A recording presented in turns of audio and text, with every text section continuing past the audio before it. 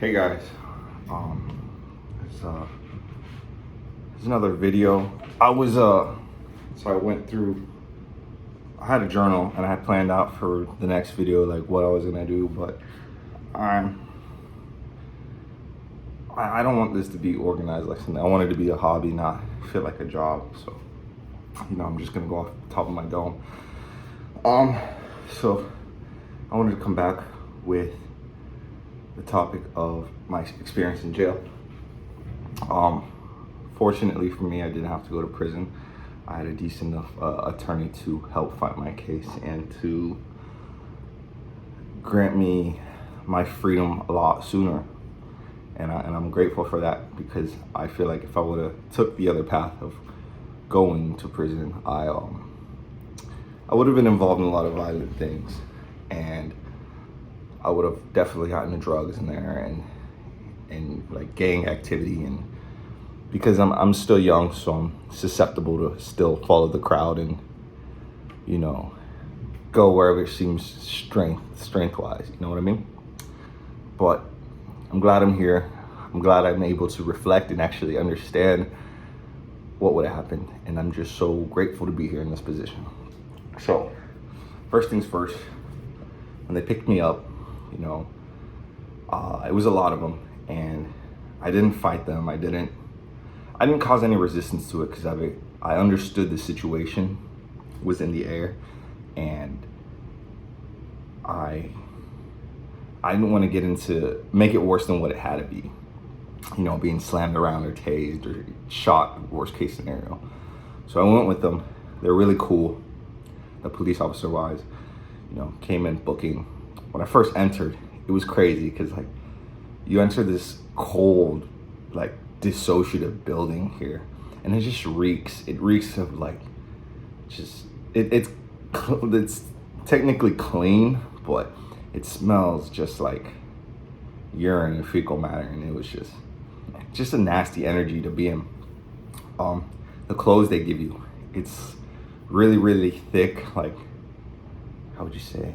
When you put the clothes on, it doesn't feel comforting. It feels like you're not in your body anymore. It feels just wrong, nasty, and it's just dark energy in those clothes. So put that on everything. File all the paperwork. So for those of you that don't know, they have this isolation bin. There's a bunch of different, how would you say, different cells and dorms that they put you in. So you get the regular general population dorms. There's around 30 guys in there.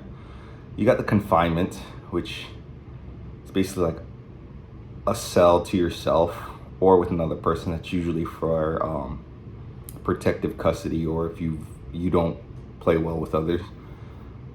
They got adjustment, which is like this singular box where you're just away from everything. And they got direct observation for those that are suicidal, and that for those that are high risk at hurting yourselves. So due to my charges, they're kind of violent, and it's my first time, so they put me in there. And I remember I'm being handcuffed. I'm handcuffed to the wall, sitting on this seat and waiting for them to clear out one of the rooms for me.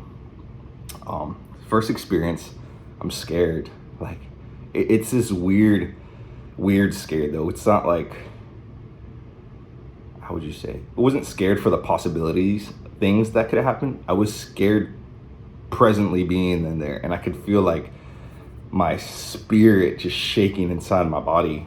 Then they end up calling my name, and I just feel this fear just like take off and leave me. And it's weird, like it was this weird acceptance and this weird, I know I'm gonna be okay. You know what I mean? It was an experience for me.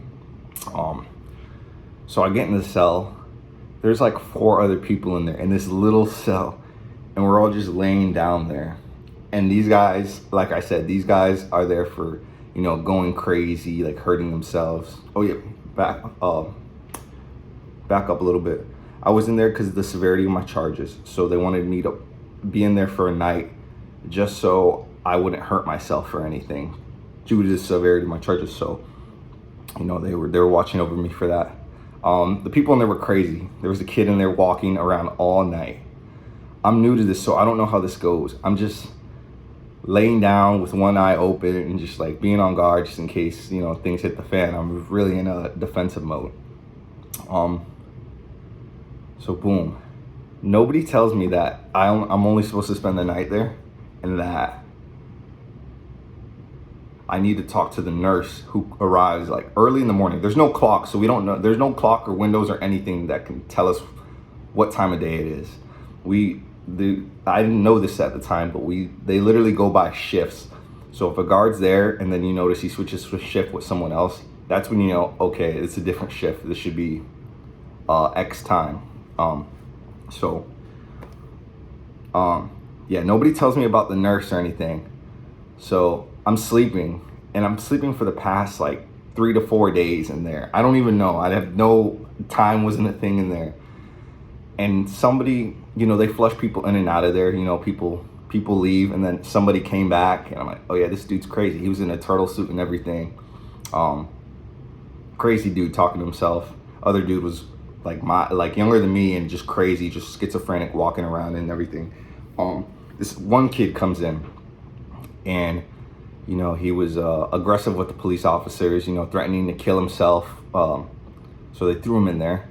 You know, he's cooled down and everything. And then he like puts me on game. He's like, dude, you know, you're supposed to talk to the nurse and she'll get you out of here. Like, it's a mental health clearance. I'm like, dude, are you serious? Like, I've been enduring this for nothing. Cool, dude. So we go in there. So I talk to the nurse. He talks to the nurse as well. We're both in there for one night, chopping it up and stuff. So boom, we go to general population. I get in there, and it's kind of like, how'd you say? It wasn't what I perceived it to be. I thought it was gonna be really like, you know, macho man. You know, who's the toughest dude in here and everything. Literally, it's just a bunch of guys in there, you know, just going through stuff that don't know how to process it, and that are stuck in this cycle where it keeps landing them in there because that's all they know, and that's all their mental capacity can take and understand. So I get in there. I have, you know, I've been on a spiritual journey even prior to this, so I had a little sense of being conscious of where I'm at and understanding the people in my environment. I go in there, you know, nobody's rubbing me the wrong way. Like I said, like, I understood these guys are coming from another perspective. So I get in there, you know, everybody's cool with me off rip.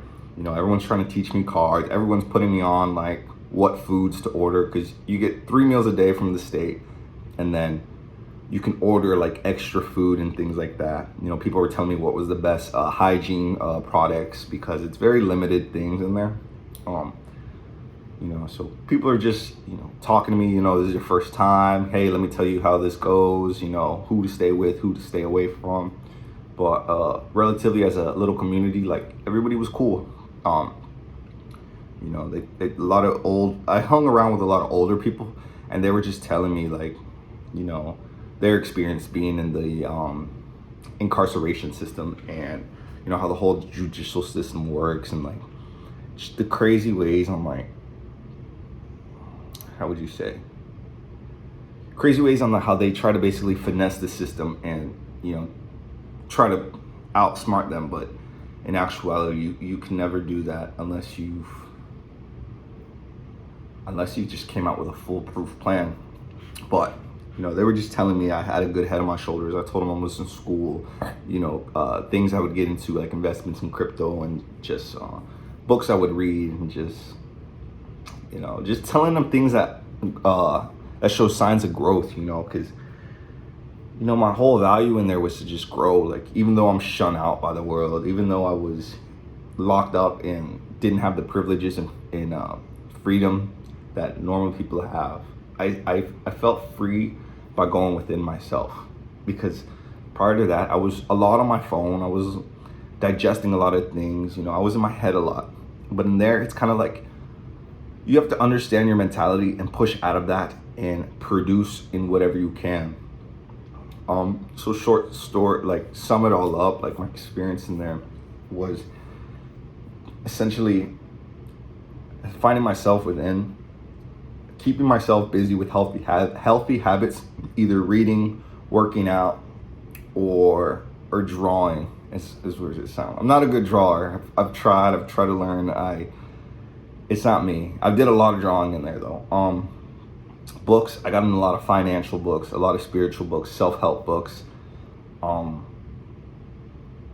and talking to a lot of people, even talking to the weirdos and people that nobody would approach, just because I wanted a better social skill, a better way to communicate to others, all different type of shapes and forms.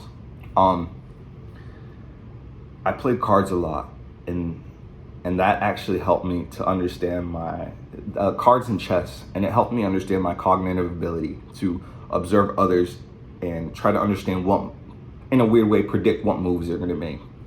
You can't get everything down to a T, but you can get a general a general lane on how people are going to move.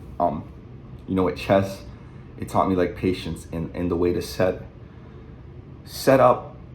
I don't want to say use people, but keep your network in a high mindset, and push them and help them push you, because you could really create something great with good people around you. So with that, all my it was 2 people in a room, or 2 extra people, so it was 3 in total in a room that I had to share with others. That was difficult. I'm the new guy, so the random people would come in there and everything, and there was like a sense I didn't have seniority on who I wanted and wanted there, and plus I didn't want to reject anybody. You know what I mean? It would suck to come through to a new cell and just be the only dude who doesn't know anybody in there, and asked to go in a room and then be kicked out and say, no, you got to move in with these weirdos. So I was very accepting and it helped me. It helped me in case an issue, say somebody did come in there that was a little bit weird. It helped me to stand firm and to tell them, hey, it's cool for you to move in there, but take a shower, or don't steal food, or you know what I mean? It was kind of like I was able to be authentically myself. I had good traits about myself, but I was also able to be stern and not put up with bull crap in a sense. And I'm really passive. I'm really, how would you say? I really don't like to get into things. I was very avoidant prior to this, and this helped me to step up and be comfortable in my own skin and use my words and voice. So that was a good thing. There's just so many good benefits that I always focus on, and I always shared and try to influence others to understand. And a lot of the young kids in there were crash outs, fighting over anything, trying to just take over this little space. And it was weird because when they would come in contact with me, I don't know what it is, if it's my energy or what, but they would always be calm and how would you say, be 100% pure with me, tell me what's going on in their life, asking for help. And I was able to be there and guidance them and to help them understand. And a lot of them, it felt good because at least when I was in there with them, because they're separate dorms. I think there was like 18 different dorms. They go by A, B, C, D, and different floors, 1, 2, 3, 4. So, during the dorm, when they were with me, like I could tell I kept a lot of people calm and nervous and just helped them understand the bigger picture that one day we'll get out of this. And that was always my perspective on it. So now I'm out, and like I said, I'm starting over. I just had some good progress in life now, so I'm trying to keep this momentum and keep on growing. I am staying sober. I did stay sober in jail, which was something I'm very proud of, because there was a lot of things that came through that there's a lot of drug addicts in there, so they're like, hey, this is the best stuff, do this, do that. I said no to it. I'm still saying no to this day, and I've been out for 4 months. People invite me out and everything. I don't want to do that. I don't want to focus on that. So my mentality is clear, and I'm working on myself still to grow in all I can, whether it be physically, mentally, spiritually, socially, financially, and You know, I just wanted to share my experience because there's a lot of things I learned, and I'm grateful that I survived that, and I'm grateful I learned a lot from it. But I believe if you just pay attention to what's going on in life, you don't have to go through what I go through to experience, to understand lessons that I did in there. You know, there's a other better way where it doesn't involve you being casted away from society. But I'm grateful to be here. I'm grateful for whoever watches this, and thank you for taking the time to watch this video. Again, I don't want likes, I don't want subscribers. I just want to share my experience on here because I find it way easier to talk to myself through the camera and share it to the world than to actually, you know, talk to people around me. And that's just because I'm very selective on who I want to be near, who I want to actually carry a conversation. But I know if I have this and post it, and I can see it in the future, and it's basically like talking to myself. So I'm doing this for me, not in a selfish way, but in a selfless way. And just, you know, for anybody that listens, I just want to help you. I really don't have socials, so if you just comment on here, I'll comment as well if you need help, or sometimes I need help still. You know, I'm still growing. I'm 28. I was 24 when I got locked up, and I'm not letting that hold me back though. So keep on pushing. Yeah, thank you guys. Bye.